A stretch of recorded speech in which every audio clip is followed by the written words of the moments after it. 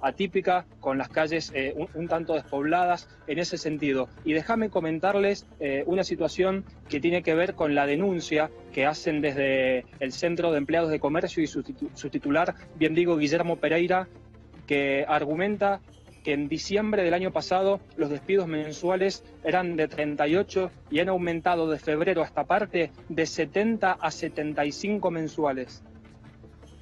Bien, Octavio, muchísimas gracias por el informe. Seguimos en contacto enseguida con toda la República Argentina para conocer cómo transcurrió este paro.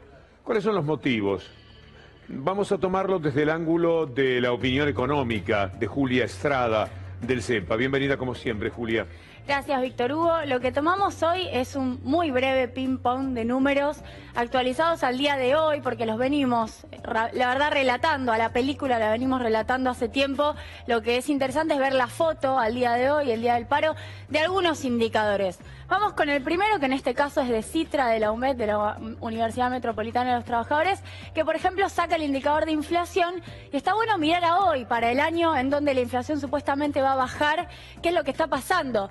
La inflación a marzo interanual, es decir, comparada con el marzo del año anterior, va con 27,9%, muy lejos del dígito que proponía Cambiemos, pero además también muy lejos de tener un 1 adelante como se planteaba para este año en términos interanuales. Ahora, la inflación de los trabajadores, y esto es lo que es interesante para un día como hoy, en donde se hace por primera vez un paro nacional, en realidad es superior. Por ejemplo, es del 31,2% en este marzo respecto al marzo anterior. De nuevo, estamos hablando de paritarias que se rigen por la primera, pero que a la hora de mirar qué pasa con los trabajadores, estaría bueno poner más acento en la segunda. Ahora, este último es un dato muy curioso. El Banco Central saca el día de ayer su relevamiento de expectativas inflacionarias, que básicamente releva como un promedio del conjunto de las consultoras, muchas de ellas, la gran mayoría afines al gobierno, y dice, tenemos una revisión al alza. Eufemismo, por si vale decirlo, pero básicamente está diciendo las expectativas están claramente aumentando, y las consultoras que poco tienen de kirchneristas, que poco tienen de heterodoxas, están diciendo guarda que la inflación está muy lejos de ser la de las metas, y esto lo publica el propio Banco Central, que propone la meta del 17%. Vamos a ver ahora una segunda placa. De nuevo es sencillamente actualizar un número que lo venimos siguiendo. El Ministerio de Trabajo de Jorge Triaca, que hoy estuvo también pronunciándose respecto del paro, está diciendo que solamente en términos de empleo formal, la destrucción entre noviembre de 2015 y enero, que es el último dato, 2017, es de 69.455. Podemos decir que ha bajado un poquito, poniendo un poco el vaso medio lleno respecto de ese número tan grande de 120.000 despedidos en el sector privado, pero seguimos con un número de 70.000 que no se revierte. Ahora, esto, Víctor Hugo, para mí es realmente llamativo. Las metas del plan productivo de Cabrera al frente del Ministerio de Producción, lo que dicen es que hay 255.000 trabajadores excedentes. Es un informe en papel escrito, 255.000 trabajadores excedentes en las ramas de calzado, muebles, electrónica y textiles, que llaman ramas sensibles, porque no están listas para competir, y con lo cual habría que eliminar a estos trabajadores, reconvertirlos, dicen un poco más sutil, para que sea competitivo. Bueno, significa que el proceso de despidos recién empieza, porque además sobran 109.000, lo dice por escrito el informe del Ministerio de Producción, en el sector de automotriz y autopartes. Si hacemos la suma, que en realidad la hacen ellos a la suma, son 364.000 trabajadores sobrantes para el Ministerio de Producción, y que deberían reconvertirse, ellos hablan de reconversión, canalizarlos a ramas que sean más dinámicas, de mayor inserción tecnológica. Bueno, si no es esta una razón interesante para el paro, yo no sé cuál sería. Vamos ahora con una tercera placa.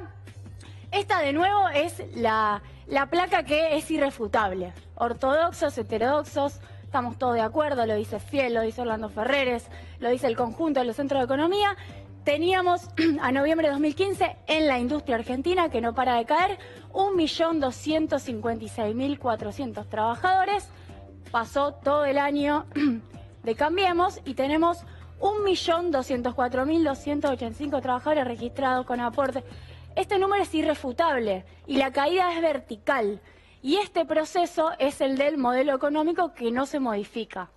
¿no? Y vamos ahora con la última placa, que a mi criterio también es muy relevante porque tiene que ver con la capital federal y con las razones de los piquetes en la capital federal, y con piquetes o con movilizaciones que intervienen en la vía pública me refiero estrictamente a movilizaciones, concentraciones, cortes de ruta, cortes de calles y también las famosas ollas populares, todas esas intervenciones en la vía pública. Lo que hicimos es analizar cuáles son las razones. Porque Cambiemos ha dicho que las razones tienen que ver con pedidos de planes sociales o programas sociales. Lo que pasa es que en realidad cuando uno mira por qué la capital tiene tantos problemas de circulación, vemos que el 27,3% de esas protestas son por despidos, el 16,9% son por salarios, el 13% son por reclamo por el tarifazo.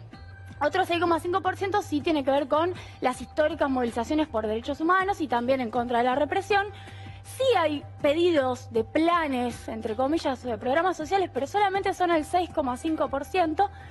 Y luego tenemos por reclamo de condiciones laborales otro 6,5%, por atraso de pagos 3,9% y por rechazo a la política económica, y acá englobamos las grandes movilizaciones en contra de Cambiemos, un 7,8%. ¿Qué quiero decir con esto? Que si sumamos las tres principales o las dos principales, despidos y salario, y por ejemplo tarifazo, tenemos entre un 30 y un 40% de problemas en la Ciudad de Buenos Aires causados por la política económica de Cambiemos, lo cual es muy interesante para analizar cuáles son las respuestas después en términos represivos ante estos reclamos. ¿Y qué se puede hacer? Muchas gracias, Julia, con eso que estás contándonos que sucede con el gobierno.